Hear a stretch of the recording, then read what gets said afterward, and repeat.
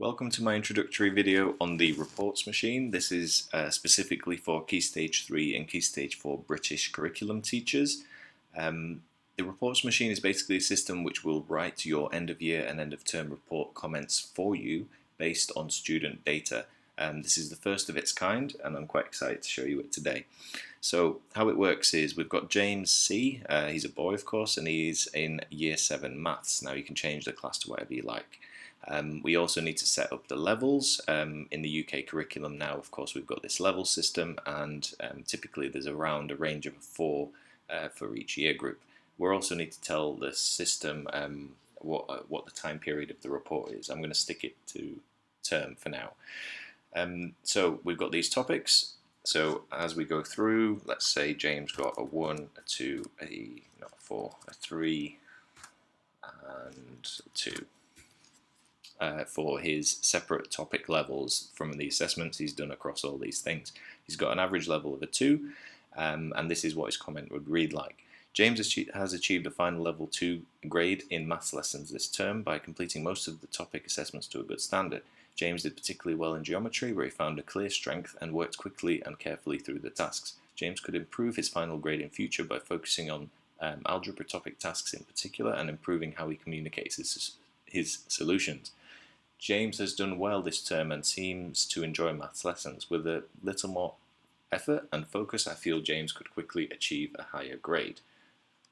Now, even if you're not happy with this comment, you can refresh it. There's 20 different options which will all relate to James and his results. That is because of the sort of random element in the background of this system, and I will show you that a little later. We also have these optional scores for effort, organisation and homework. The effort score also looks at the student's consistency. I felt it was quite an easy way to fit it into one sentence, which I'll show you a little later. But let's say James put good level of effort, so sort of it goes from 1 to 3. You can put 1 for low effort, 2 for medium effort, and 3 for high effort. If I enter that, we've got an extra comment added in here. So this comment says, his results for each topic have been mostly consistent this term and he has always put a good level of effort into the content covered. So that's actually picked out a comment that's specifically based on his consistency and his effort that we enter here. Of course we could say low effort. Let's see what that does. So by changing that to a 1, the second comment changes to though his work has been mostly consistent in terms of topic results, his overall effort has been low and he has not made the most of the content covered. So you can see the difference there in that second sentence. Organisation and homework go hand in hand, I believe, and hence why I put them actually reliant on each other. So you do need to enter both of these if you're going to use them. So for example, let's say he was reasonably organised in classes, but his homework wasn't so good. If we add that, it actually adds in an extra comment further down the bottom here. So though his organisational skills seem good overall, his attitude to homework requires improvement. And again, when we refresh this, we get the 20 odd different combinations of reports, which allow this to be very, very different for each student, even if they've got all the same data, which is again quite rare.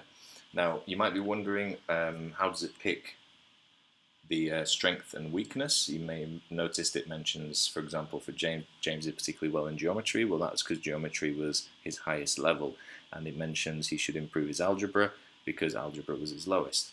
If we set James to a student that's achieved kind of straight 2s, the system won't know which to put as his strength and which to put as his sort of target area. So it naturally just assumes the first thing. So strength is always number and target is algebra, just based on how it's programmed.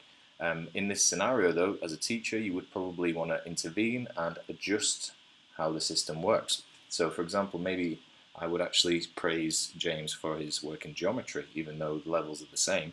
I could put C for his strength in geometry. By doing that, it talks about James did particularly well in geometry, where he found a clear strength, and so on and so on. And there may be statistics he needs to improve. So let's put D in there. And as you can see, if we look down here, James should focus particularly on statistics by exploring more analytical methods and communicating his conclusions in more detail. So these are adjustable as well. And even if we've set those things, we still get all those different comments. Once you're happy with a comment, to sort of lock it in, you just need to hit save here and it will jump across. And then from here, we can simply copy and paste the text. If you wanted to as well, you could edit the comment in the kind of space up here within Excel and keep it all in the sheet until you're ready to upload them to your reporting sort of system. You can also clear them if you want to use the sheet for a different class, for example. Now, you might be wondering what happens if we haven't covered all 4 criteria. Now, I mentioned we do need to include, usually I'd say at least 2, because the system needs to mention a strength and a target somewhere. The more you've covered, the better it is. Now, you can set these up for however you like. These are quite general. You could delve into, within number, maybe you could have 4 different criteria that is covered in the first term or even the first quarter. But let's say we've only covered, say, number and algebra so far this year in this term, and the system still works, so it still gives an average level. If you'd like to adjust this, you can set a working at grade as well. So maybe even though he got 2 to begin with in number, his algebra has been really poor, so you actually want to score him as a level 1 student. You can enter the number 1 there, and it automatically adjusts this, which then builds the comment. So you don't need to have completed all 4, but if you have, of course, it will become that little bit more accurate. The more data you give us, the more accurate the final result will be. And also, of course, this sheet will automatically change the gender-specific words within your comments. So for Abby down here, let's give her some grades. I'm just going to keep it simple, so I'm not going to use the optional scores. But as you can see here, Abby has worked well in the maths class this term and completed her final assessment to a level 2 standard. Abby did particularly well in so on and so on. So it's actually using sort of the female gender specific words for Abby because we've set this to female.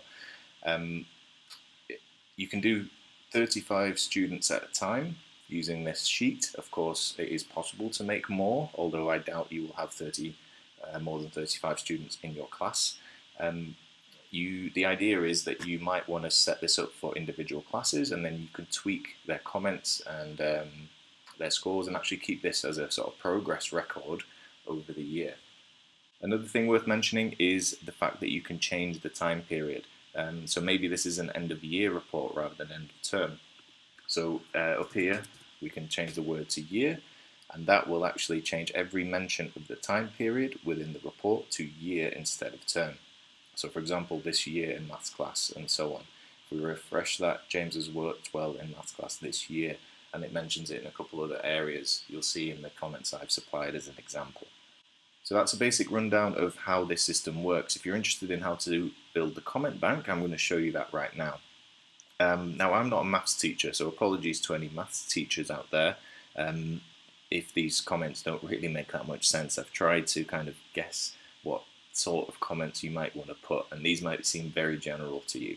And that's fine, because you guys can actually change your own comments within this sheet. Even the trial version, which I will be sharing with you in the comments, in the description below this video, or on the Facebook page. So to give you an idea of how it's laid out, we've got 6 sentences at play in total here. So we've got sentence 1, which is an intro, which is randomly chosen based on the reported level. So if a student is getting a level 4, the system will automatically pick one of these 5. If the student is getting a level 3, it will automatically pick one of these 5. And the way it picks it is random. Okay, hence why every time we hit refresh, we get a new sort of combination of comments, is because there is a random element in some of these sheets. Moving on to sentence 2, this is the optional one to do with effort and consistency. What it does is it looks for the effort that you've entered in here, and it looks at the consistency of the grades. So even though this is sort of reasonably consistent, if we got a student with very high consistency, and we've also scored the effort, you'll see the sentence actually mentions it. So his results across the topic assessments have been very consistent this year, rather than if we got a 1, maybe a 4, then it'll say, though he's put a good level of effort into his work, his results have not been consistent across all criteria. And that highlights kind of areas where maybe he's got one really high area, but one really low one as well. And it's worth mentioning in the report. So how that works is high effort, high consistency, we get this. High effort, medium consistency, we get that, and so on, all the way down to low effort, low consistency. And you can kind of see, if you pause the video, if you have a look on the examples, you kind of see the different language I've used for all these comments. Sentence 3 talks about the strength and the sort of simplified level. So the criteria or the topic is mentioned here. So we have the 4 topics A, B, C, or D. So in my system, I've set it up for number, algebra, geometry, and statistics topics. And this is much the same for the target. So I think it's very important to always mention a strength, even if the student's got a weak score. But for your average students, you would always probably mention a strength in their report, and you would also always mention a target, an area to improve. Now, what do you say to a student who has got a perfect score? Now, there's probably an area where they may want to focus on a little bit more just to make sure they can keep up the following year or the following term. So that's why I've added on this simplified level, which is just sort of low, mid, or high level overall. And if the teacher believes they should be focusing on their A kind of criteria or topic, the system will take it from one of these 3. So, for example, A high level would be to maintain his current high level. Student should focus particularly on improving his understanding of the number topic next time. So that's saying that he doesn't need to sort of do something immediately to improve his score because his score is already good, but to maintain his already good level. Sort of on the flip side of that, you might have a student with a very low level. So student could improve his future level by focusing on fundamentals, etc. So it's the way I've kind of worded these is slightly different based on the overall level. I think that makes the report sound much better as you read through it and make much more sense. So moving on to organisation and homework. This again is one of the optional areas. So this is sentence 5, and we've got sort of high organisation level, high homework level, medium organisation level, high homework level, medium organisation, low level homework, and so on. You kind of get the idea through the types of comments they're writing. So all the way from his lack of organisational skills, especially in completing homework in a timely manner, has had a detrimental effect on his learning this term. That's quite a negative one, all the way up to he has shown outstanding organisational skills and has always completed homework successfully. Maybe you have students that are great in class in terms of their organisation and around school, but they just don't do homework. They might be something like this. So though he needs to improve his timely completion of homework, he has shown outstanding organisational skills this term and is always prepared to learn. So setting up your language in this way for your own sentences will really help make the report look good. Finally, the sentence 6, which is a kind of a conclusion, works exactly the same way as the first sentence. So depending on the student's levels, you get a different comment. So a very high level student would get something like, student clearly enjoys the math subject and I trust he will continue to maintain his excellent grades and work ethic in years to come, all the way down to, due to student's lack of effort in maths this term, his attainment has suffered and he will need to aim He will need to aim to turn this around in future assessments and see the improvement I believe he's capable of. So you get the idea. So these are all kind of go low to high in most of these tables. So it's good to start with a high student and kind of work your way down the list. To set this sheet up, you basically need to call it something. So call it whichever class you're making it for. Set up the levels just by changing the minimum level. You won't be able to change this one. You can't even select the sheet, the box, because it works it out automatically to make sure you've always got that range of 4. Of course, if I change that now, this will look slightly wrong. because it's picking out the wrong comment. You need to set up your time period and then go into the comment bank where you'll be able to see, this is just to remind you which class you're writing this for, and this is the time period we're working with. And then you can proceed to work on each individual comment. Now, how you change them is kind of helped by these sort of explanation boxes at the top. Now, I'll just zoom into this example. You've probably seen that most of these comments aren't written in perfect, like kind of plain English. There are a few exclamation points present and things like student exclamation point rather than the student's name. That's because the sheet scans the comments made and swaps student exclamation point for the student name you're referring to. So an example, sort of a simplified version of this, just to show you all the different things, is up here. Now, if you've already got your own comment bank and sentences that you typically use for various things, you could try and feed them into here and just simply go through and add an exclamation point behind the gender-specific words. Any time period mentioned, you should change to term exclamation point, and the student name to student exclamation point. You should also make sure you're writing this for a male student. That's the reason for that is just because of the English language. We've got more gender-specific words for males as opposed to females, so it's hard to differentiate between them if they are written for a girl. And so make sure you write it for a male student. Remember, it will automatically change here when you've added the gender.